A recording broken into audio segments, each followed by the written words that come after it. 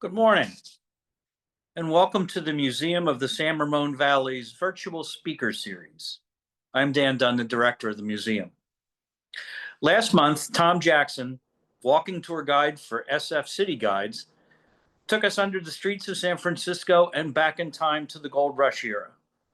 He explained about the changing bayfront, and that accounts for the abandoned sailing ships and other Gold Rush artifacts that are now covered by the downtown.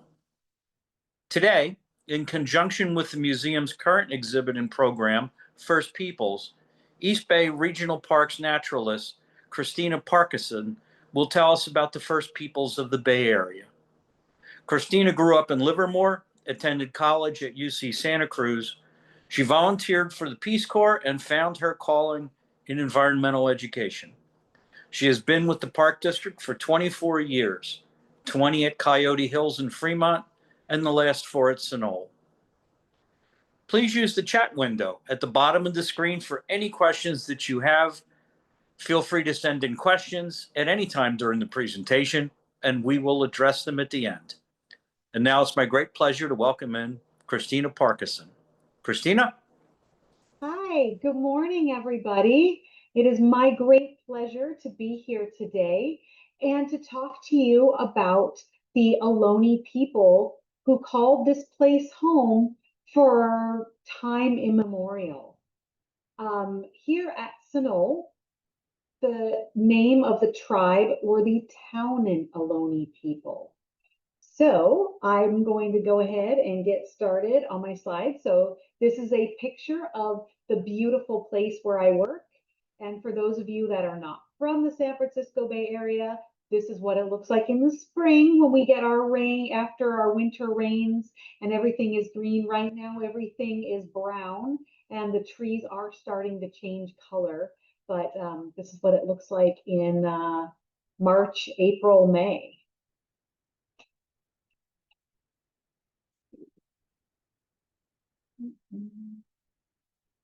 So this is a map of California and the different tribal groups. The largest tribal group there in the middle are the Yokuts, and the Yokuts people are here in the San Francisco Bay Area. And the purple area there on the coast were the Ohlone. A lot of people believe that the Ohlone people were one large tribe, but actually they were 58 smaller individual tribes. And each one of those tribes had their own chief, their own rules, their own laws, and even their own version of the language.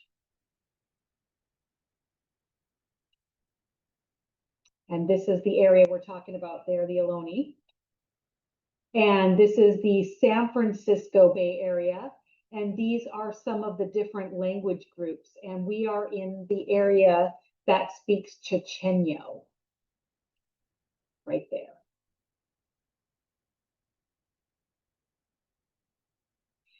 So being here in the San Francisco Bay Area, we are a little further inland here in Sunol.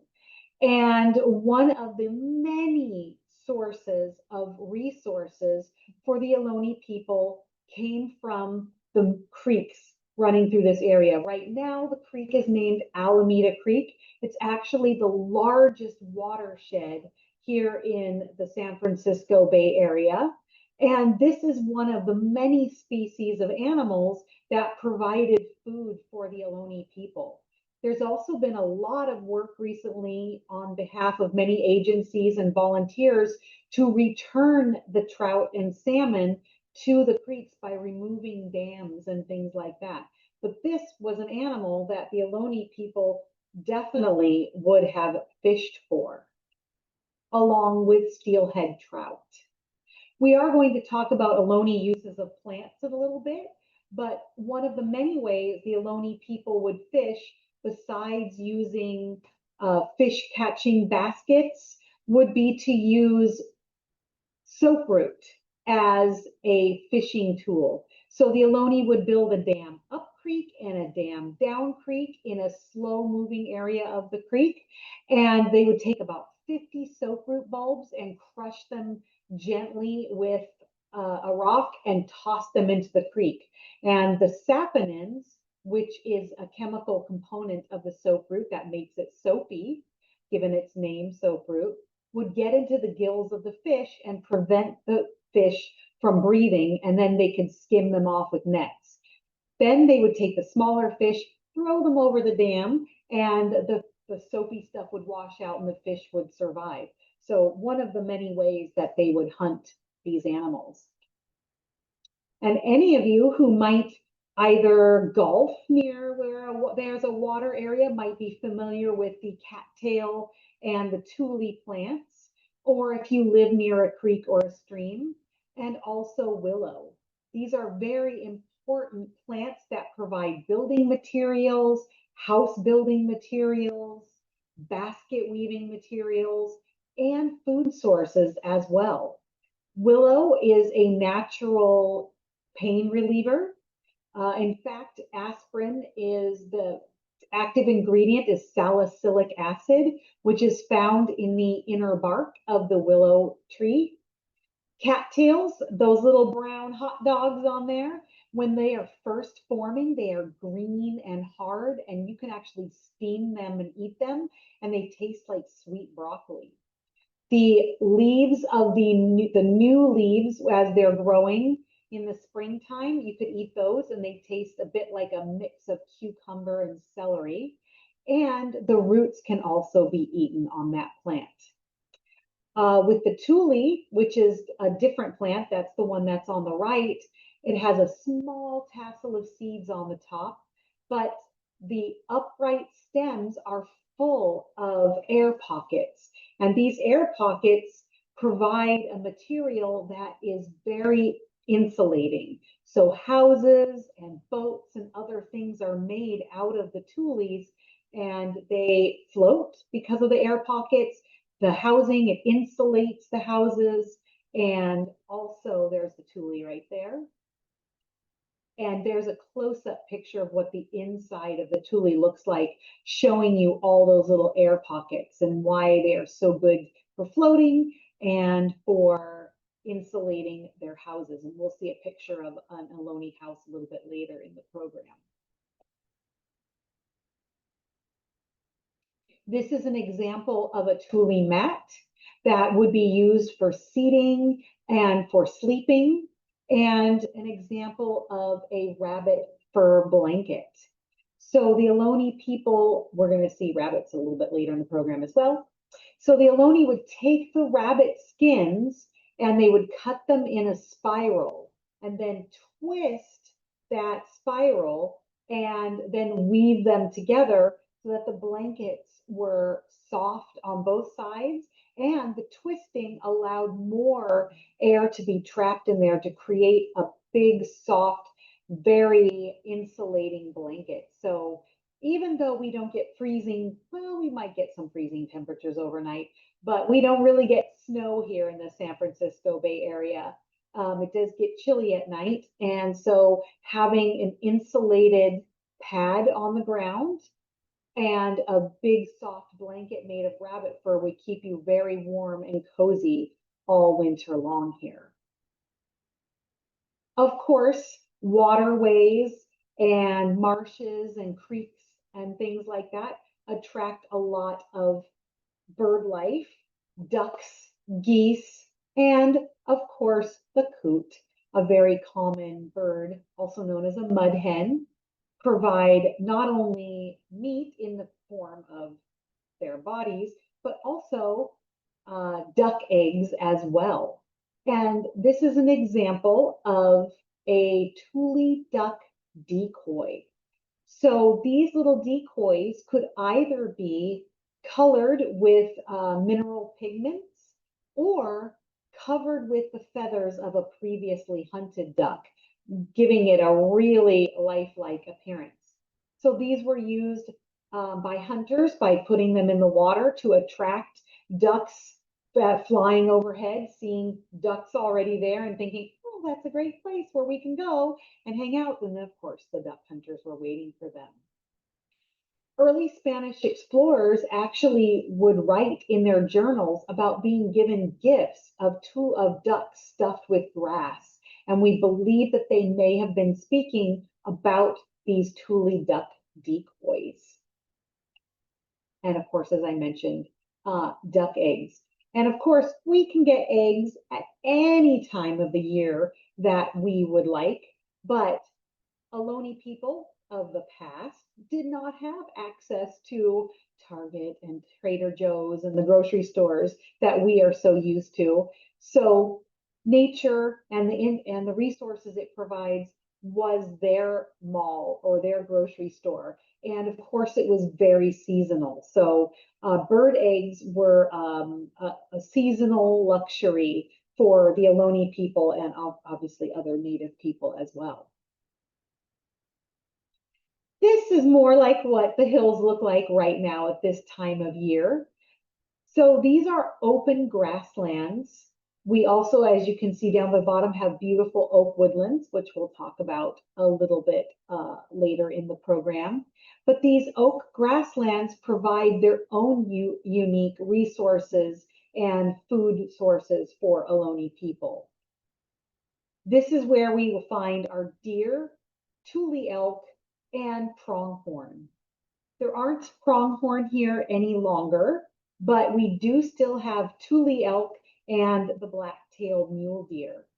So these animals provided large hides, which could be used for clothing. They could be used for housing, covering houses, usually like the doorways to the Ohlone houses. The antlers provided material for tools and things like that. And of course, the bones were used for lots of different tools. We have a musical instrument, a rattle, that is made out of deer hooves and the leg bone of a deer. There's another tool called a scapular saw made out of the shoulder blades of the animals. The tool on the far left is a wedge designed to be hammered on the top and to split wood. The next tool there is for shaping obsidian or chert into arrowheads. And then, of course, there's a deer antler right there. And here's an example of a deer scapula. That's the one on the far right. And then you can see how it has been shaped into the scapular saw, which is the tool there on the left. And the scapular saws were used to harvest the soft plant and animal materials like the tules and the cattails. You can't use the serrated edge to cut meat or skin, which is great because oftentimes when people were using this tool, they were in a marsh, they were cutting down low, and if you accidentally ran it across your hand, no worries, it wouldn't cut your skin. However, if you were using an obsidian blade to cut those plants, of course, an obsidian blade is very sharp, would cut the plants very easily, but would also slice your hand right open. So this is a wonderful tool to use. It cuts easily through those plants, but also won't harm the user should there be a slip or an accident. Of course, the open grasslands are also home to small animals like rabbits and squirrels. And as we saw earlier, rabbit skins were used to create those beautiful warm blankets, as well as being an excellent food source. And the grasslands are home to California quail and birds like doves as well. And then, of course, California is well known for our oak woodlands.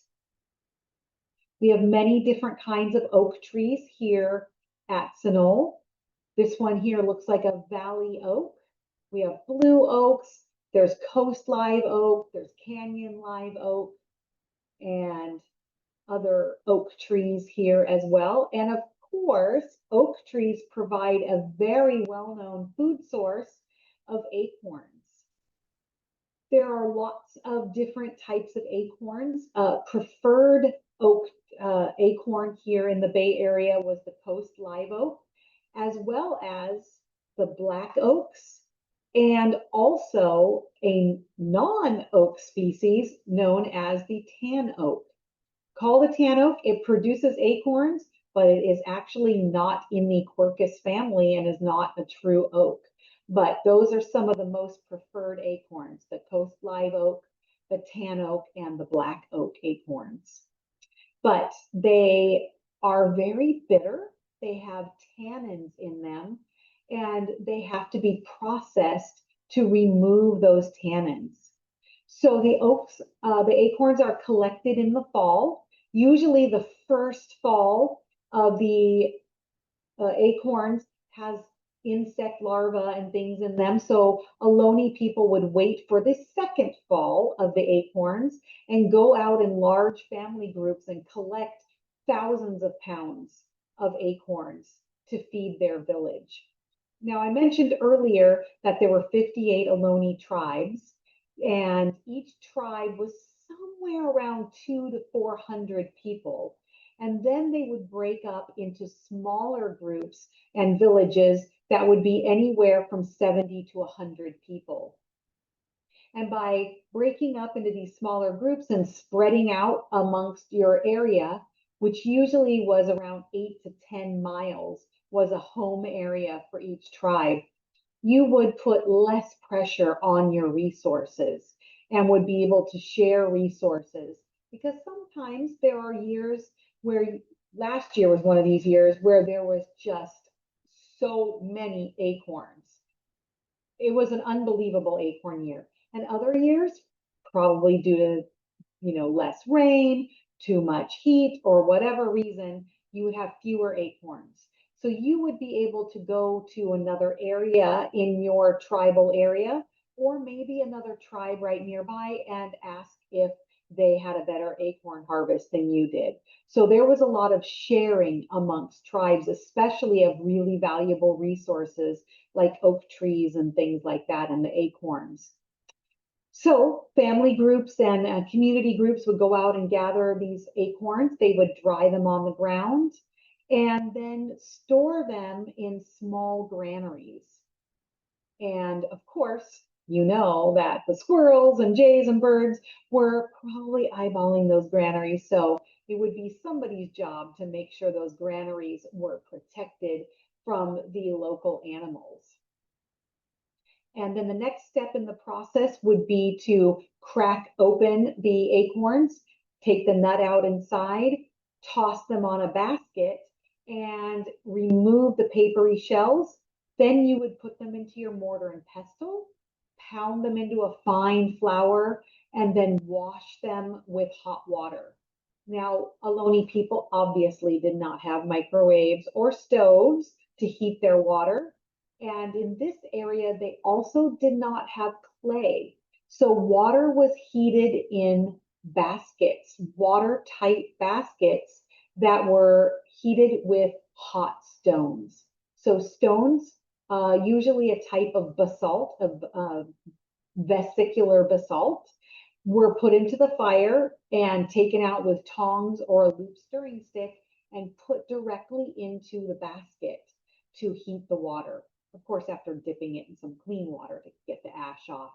And then once the tannins were washed out, you could eat the acorn, you could dry it and then reheat it as an acorn soup, or you could eat it kind of like in a seed cake, or different ways Ohlone people would enjoy their acorns. We are well known for our gray pines out here. They are huge pine cones, like 6, 7, 8 inches, and they have delicious large pine nuts in them. And not only were the pine nuts eaten, but also they were turned into beautiful pine nut beads. So you would take the pine nut and you would scrape it maybe on a sandstone, flip it over, scrape the other end on a sandstone until you had a hole on either end, and then use a sharp stick to push the nut out. Then of course you could eat that and then string that on some string that you made, either from some milkweed. Native milkweed makes great fiber, stinging nettles, or dogbane. A great food source and makes beautiful beads. Now, Ohlone people maintained these open grasslands by cultural burning. Now, I think a lot of us today know and think about wildfires as being incredibly destructive, and of course, they absolutely can be. Mainly because we have encroached and live close to many of these open spaces. And here in the San Francisco Bay Area, the Park District has 73 parks. Many of these parks are surrounded by communities. And so if a fire were to break out in one of our parks, it's a possibility that the surrounding community could be in danger. But obviously, back when the Ohlone people were living here, the San Francisco Bay Area, which is home now to 9 million people, was only home to about 10,000 people. And so there weren't too many structures that would be in danger with a cultural burn or even a burn that would start naturally. I saw the weather forecast tomorrow might have thunderstorms that could potentially start fires in one of our parks. I believe it was 2018. We had a really big thunderstorm and it started several fires that burned for many days here in the Ohlone Wilderness. Luckily, no structures were lost, but it started a lot of fires. Now, culturally burning, the Ohlone started the fires on purpose. By doing that, they would maintain some of that open space and meadow areas and keep the space underneath the trees free of downed branches and thick brush like this that might prevent smaller plants from growing. Also, this creates favorable conditions for the deer. New fresh plants create browse for deer and rabbits and things like that, and allow smaller new plants to grow.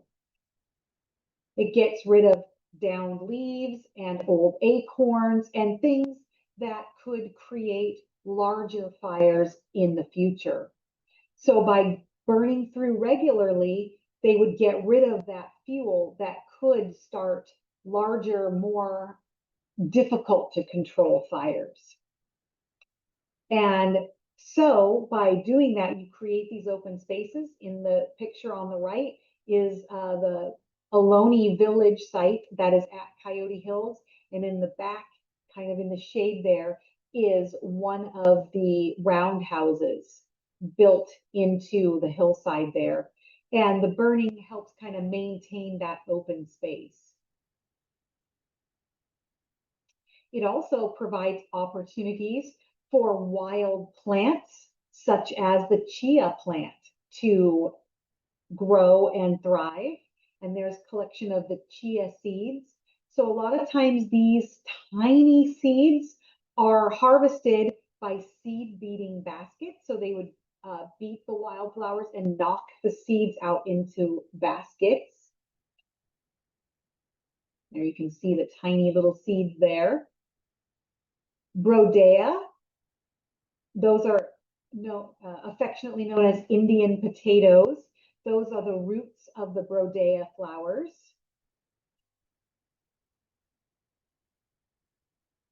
Grass seeds.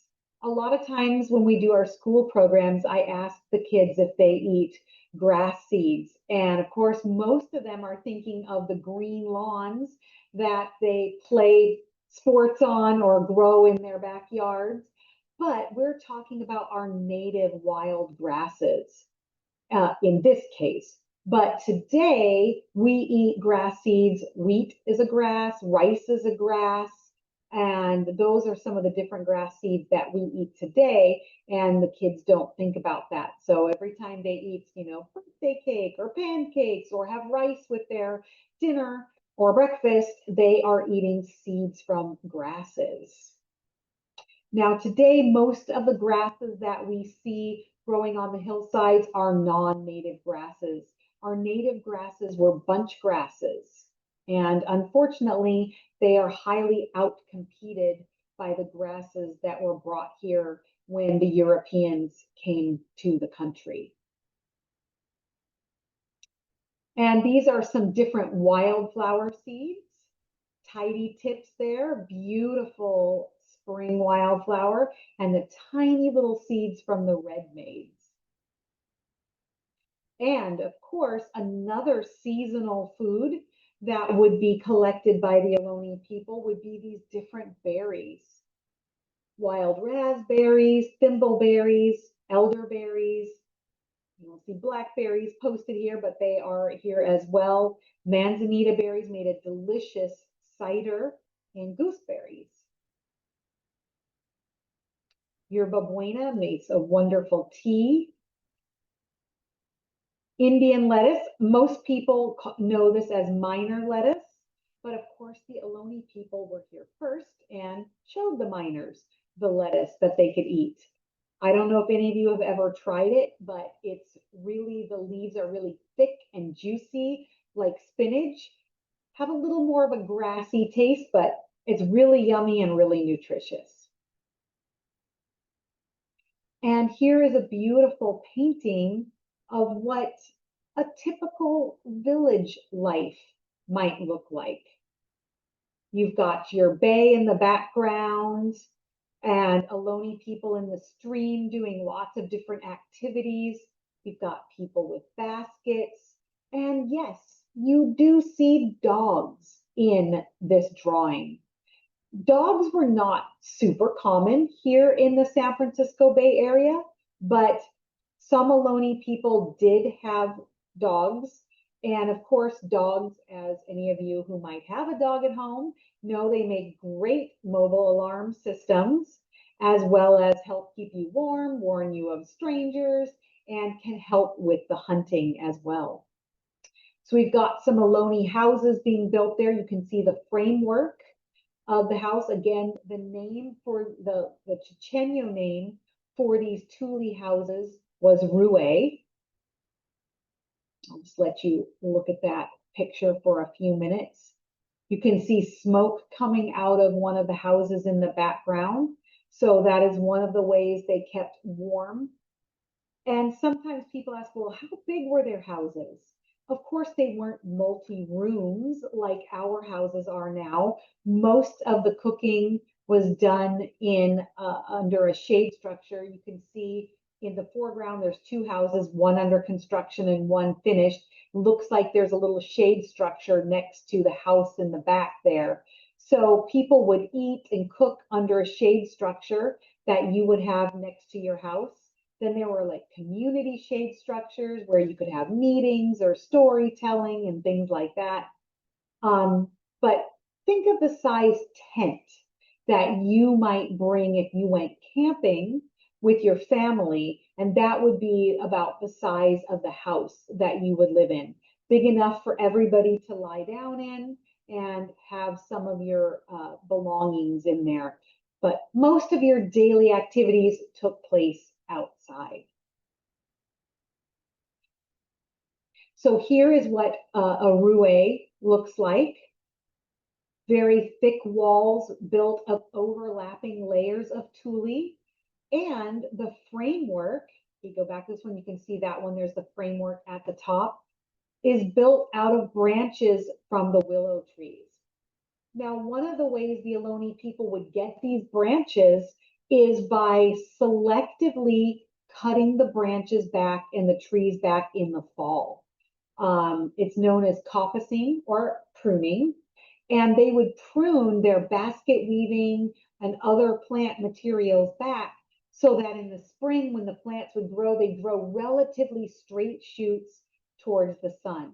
And they could get these thicker branches that they would then use heat to steam and straighten those branches.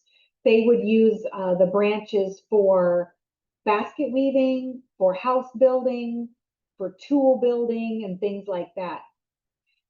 One of the slides I showed you was blue elderberry for a berry food to eat. The blue elderberry also has these really neat branches that have a soft center.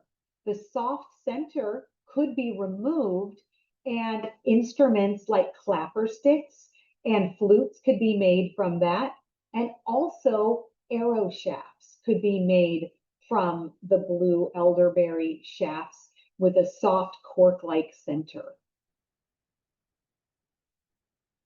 This photo was taken at Coyote Hills in a model that is in the museum.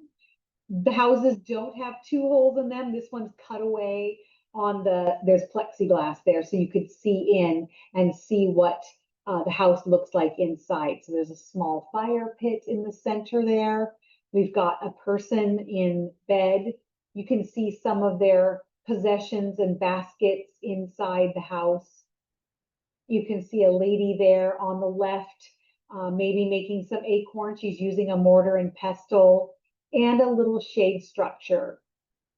Behind the woman there is one of the granaries that would be used to store the acorn that we talked about earlier in the program.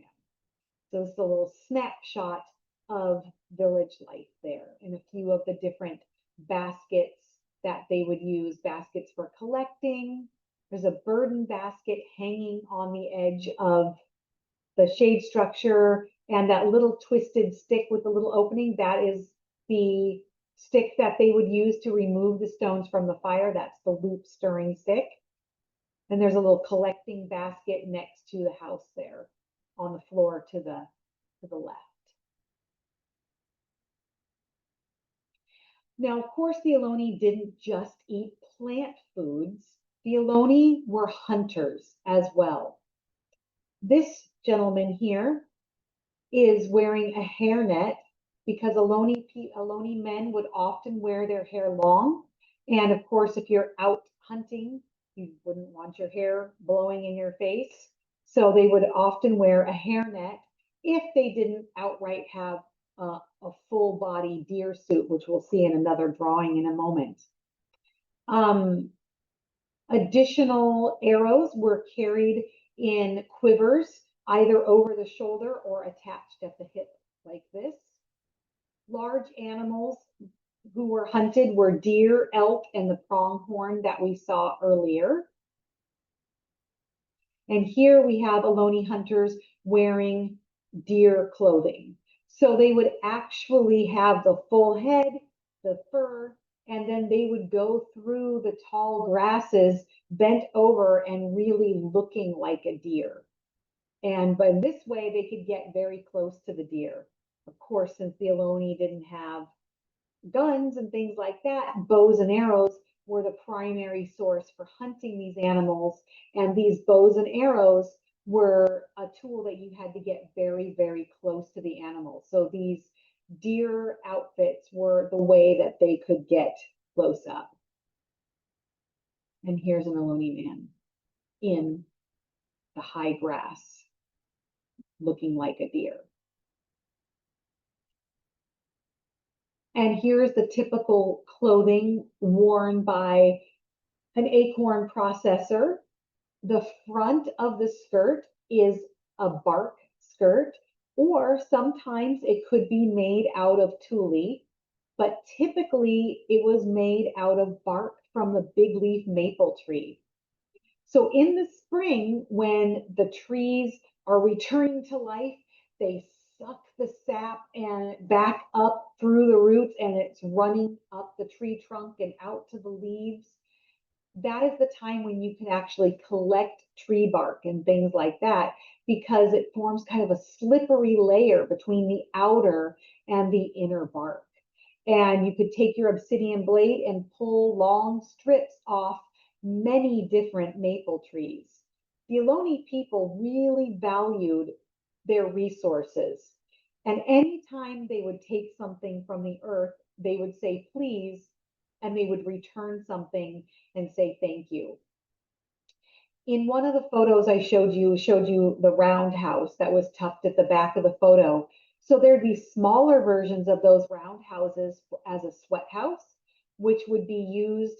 There was a sweat house for men, a sweat house for women, and then there would be family sweat houses as well. The men often used their sweat houses before hunting to get ready emotionally, spiritually, and physically to hunt. And they never took the taking of an animal's life lightly. They viewed nature as their family. So when they hunted, they knew they had to take an animal's life, and that was not something, again, that they would do lightly. And they would often take the oldest or an injured animal, which would actually enhance the health of the herd. And again, in this photo, she is wearing a cape. Capes are often made out of the fur of otters, which of course would have been a trade item from the coastal native people. And if any of you have ever gotten an opportunity to touch an otter fur pelt, there are over 1 million hairs per square inch. And when you think of, say, like a husky dog that are well known for being in the snow and having a double coat, they have only 250,000 hairs per square inch. So a quarter of the fur that an otter has. So otter fur was a highly prized material for native people to keep warm. The back part of her skirt is made from tanned deer hide, known as buckskin. And she is holding a cooking basket in her hands, one of those finely woven cooking baskets. A basket that size would take anywhere from 800 to 1,000 hours to make. So that's nearly a year of work. Now that would include the, gathering time, prepping the materials, gathering the materials, weaving the basket, but it is a very time-consuming process. So that's why when they cook their acorn, they use the hot rocks to heat and not, holding it over an open fire, because imagine spending a whole year making one of those baskets and then it catching on fire and burning up. That would be pretty devastating. So understanding Ohlone use of plants for food, different food options. There's even a black walnut in there, and there's a soaproot plant. They've got the 3 green plants at the top, and then on the left there is a soaproot bulb. One of the ones I mentioned about using to catch fish. They also used it, you could bake it in an underground oven, and then you could eat it. So Ohlone folks had a very varied diet, and at Coyote Hills, there was an archaeological dig there for several years, and many skeletons were found, and some of them were taken and distributed amongst some universities here in the San Francisco Bay Area. Many of the skeletons that were taken have been brought back and reburied. Unfortunately, some of them still reside in some of the universities. But during that time, the skeletons were studied and found that the Ohlone people were very, very healthy, probably due to this varied diet that they had. Food gathering took place in seasonal cycles. Of course, as we mentioned earlier, birds lay eggs in the spring, and fruits and things are available. Blackberries tend to be available in the spring and fall. Acorns are gathered in the fall. Food gathering involved the use of specialized tools, so special baskets, the seed beating baskets, the burden baskets, and things like that. Catching fish involved fishing nets, fishing baskets, fish traps. There were bird traps and things like that as well, bows and arrows, as well as other hunting tools. And as I mentioned, with the soaproot, they would cook the plant, and with the acorn, they would wash it with the hot water to get rid of the tannins. So poisonous plants were edible by leaching, boiling, or roasting away the poisons. Toyon is another plant.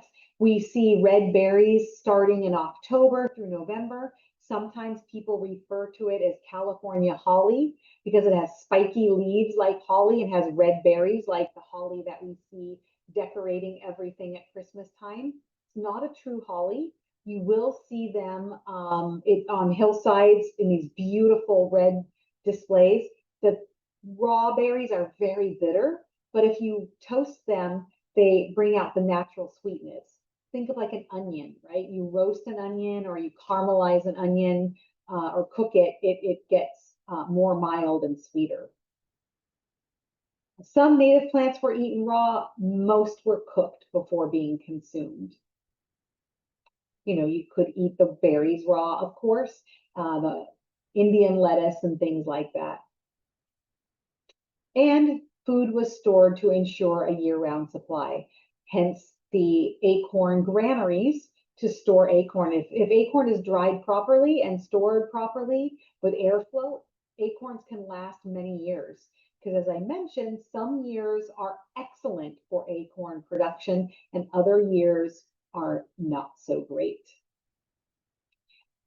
So are Ohlone people still here today? Yes, they are. This photo represents 5 generations of Ohlone people. The lady on the left holding the photo is Ruth Orta, and she is holding a photo of her mother. And the lady on the right is Ruth's daughter, Mona. And then that is Mona's daughter in the middle there. And then Mona's great granddaughter there looking down at the photo. So Ohlone people, we work with them on a regular basis in programming, in special events that we offer, and also anytime we're developing any sort of new programming or even just reviewing programming we've been doing to see if there's any new things that they would like us to add or address. And some of the most important things that they have shared with us is they want anybody to attend our programs to understand that Ohlone people are not of the past. They are very much of the current, the past, the future, and that they have been here since time immemorial on this land, and that they were the original stewards of this land. This is Carla. She is one of our Ohlone partners, and she is showing off some of the beautiful jewelry that she has made. The olivella shells, the small oblong shells, clamshell disc beads, and abalone. So these would have been precious things that would have been highly prized trade items from Ohlone tribes that lived along the San Francisco Bay. Things that they would have traded for would be obsidian for making arrowheads and rabbit skins and things like that to make the blankets. But this is a beautiful example of an Ohlone jewelry. This one doesn't have the pine nut beads on it though. Here are 2 Ohlone youth out at Coyote Hills gathering tule. They get together every so often to teach skills like collecting tule, how to collect soap root, and building tule boats. There's a lovely video if you go on YouTube and look for Ohlone Youth Tule Boat. You can see a 10-minute video about these folks coming out, gathering tule, building the boat together, and actually showing it sailing in the marsh at Coyote Hills. This is Alfonso Ramirez, who identifies as Rumsen Ohlone. He's another one of the Ohlone tribes. My dad tells me stories. His father was an excellent storyteller, Alex Ramirez. Sometimes they are bedtime stories, and sometimes they're campfire stories. He tells me about coyote and fox.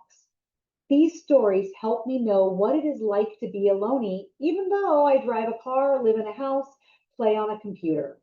When we go to the woods, he tells me to say hello to the trees and rocks. So when we pass them on our way home, they will say hello back. Nowadays, the trees are in parks and the rocks are in people's gardens and driveways, but I still say hello to them. And doing things helps me remember to be Ohlone, even though I'm a modern American.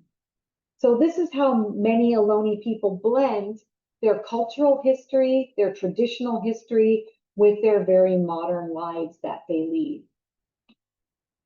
And here's an example of some Ohlone youth sharing their culture at the Gathering of Ohlone Peoples at Coyote Hills. So a couple of events that are coming up, those of you that are local to the San Francisco Bay Area, we have the Gathering of Ohlone Peoples, which takes place the first Sunday in October every year. And this year, I believe that'll be October 5th, but double check that date. And here at Sunol, we have our Sunol Heritage Festival, which will be coming up on Saturday, October 18th. We will have Ohlone folks sharing some of their cultural traditions. We will do pine nut bead making, miniature tule boat making, as well as Vincent and Lewis from Cafe Ohlone sharing some of their cultural foods. And I believe we will also have Ohlone folks to give a blessing and a welcoming to the Heritage Festival that day. At the gathering, there'll be dancing and Ohlone people sharing different aspects of their cultural heritage. And for that, my presentation is complete. So now I believe you were given an opportunity to enter questions in the chat.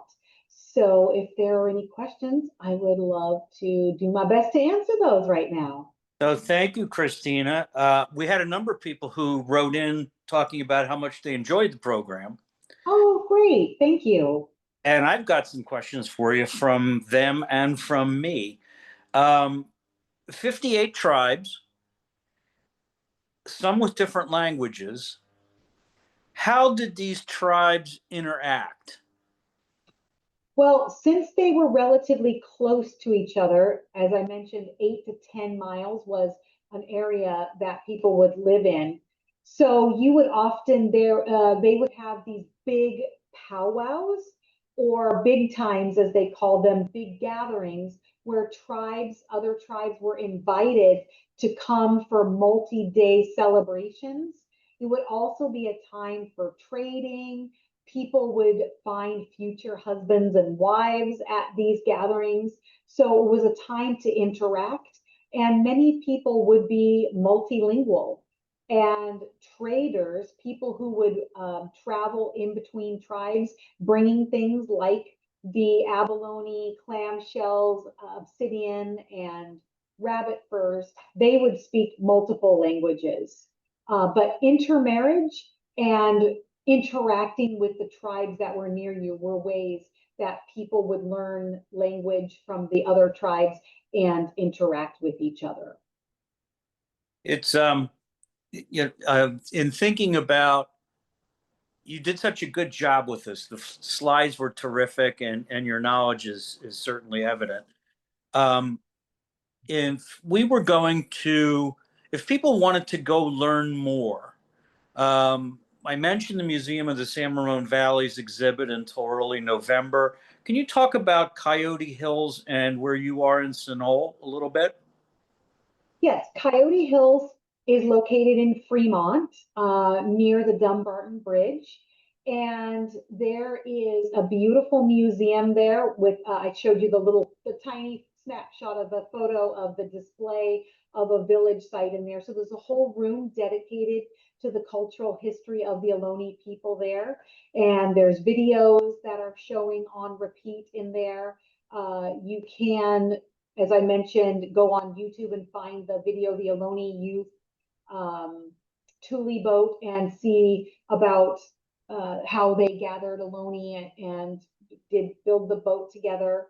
And there's cultural programs that they offer on the weekends, as well as school programs for school children that you can send in an application for.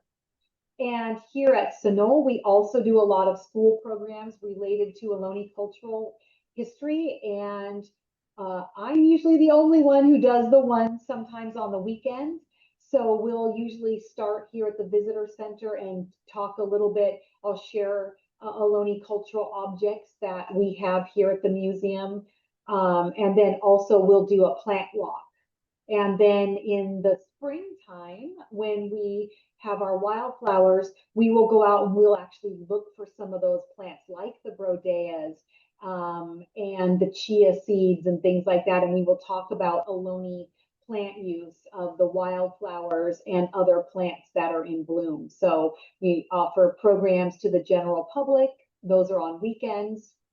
Of course, groups like docents, or if you have even an adult group that you would like, you can still apply for a naturalist program. It doesn't have to be just for schools, but we definitely have a lot of programs here, and Coyote Hills has programs as well. I also believe that Tilden has an Ohlone Cultures program that they offer as well. I don't know what their weekend program is like, but I know they offer that for school children as well.